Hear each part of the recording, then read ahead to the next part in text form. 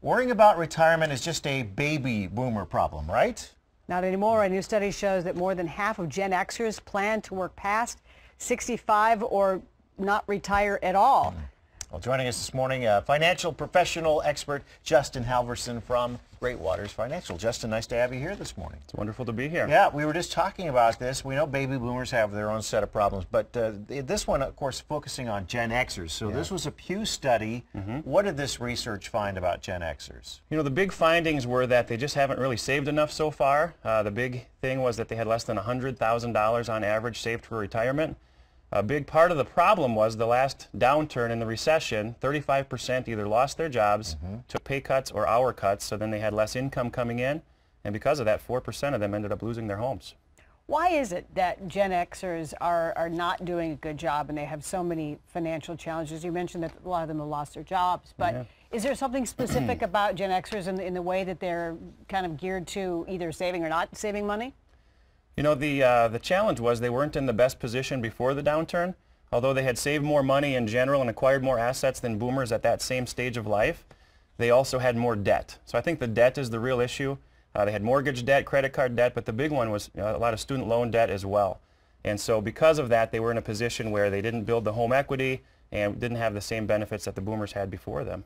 The one thing that I think a lot of the trappings of instant gratification, is that one of the issues Gen Xers had as well? They, instead of paying for it with cash up front, putting it on credit cards, or they just want it now and then they'll deal with it later when it's a financial problem. Instant gratification versus delayed gratification, a big problem. It's called the I deserve generation, I think, in many cases. And when the credit's so easy, and when houses were going up in value like they were, they could just tap into their home as a piggy bank. A lot of people got in big trouble with that. With those home equity loans, right? That's right. And in Gen Xers, I mean, really, since they have been of age, credit cards and especially debit cards, we live in that kind of world today where, you're right, nobody is saving for anything anymore. It's really just all put it on the credit card and, they don't think about the interest that follows later. Or the challenge they're going to have in retirement, which is a big problem because they're not going to be on track to retire comfortably if they stay at this current rate.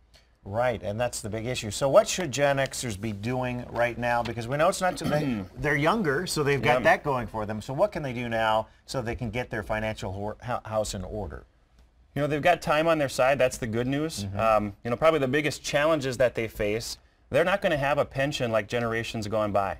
For a lot of our clients that are in retirement today, they can live on their pension and Social Security. Well, most Gen Xers won't have a pension at all.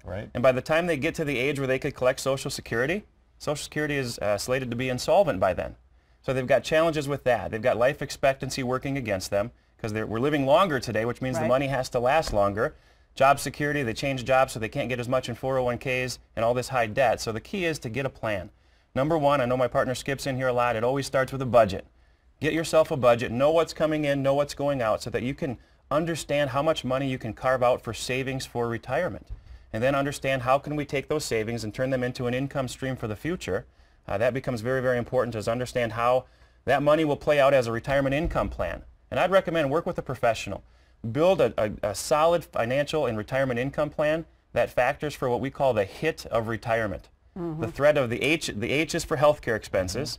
The study revealed that the average retiree can expect $250,000 in out-of-pocket health care expenses in retirement.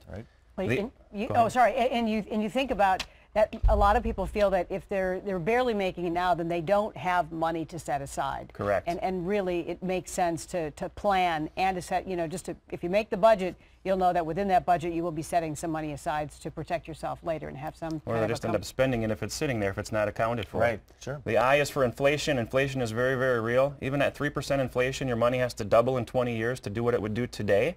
So you have to have a plan to make sure your money keeps up with inflation. And the other, the T of the HIT is taxes, okay? Taxes are likely going to go up in the future, and so you've got a plan for how that will affect your retirement income plan. Only 14% of these Gen Xers had a written retirement plan, and very few of those that had that plan actually factored in for health expenses, taxes, and inflation. Sure. Well, it's not too late. That's the bottom line. It's not too late. Get some financial help, and hopefully you'll be fine in retirement. You've got time. All right, Justin Halverson from Great Waters Financial. Thanks for being here. Good information. Appreciate it. For more information, you can go to greatwatersfinancial.com.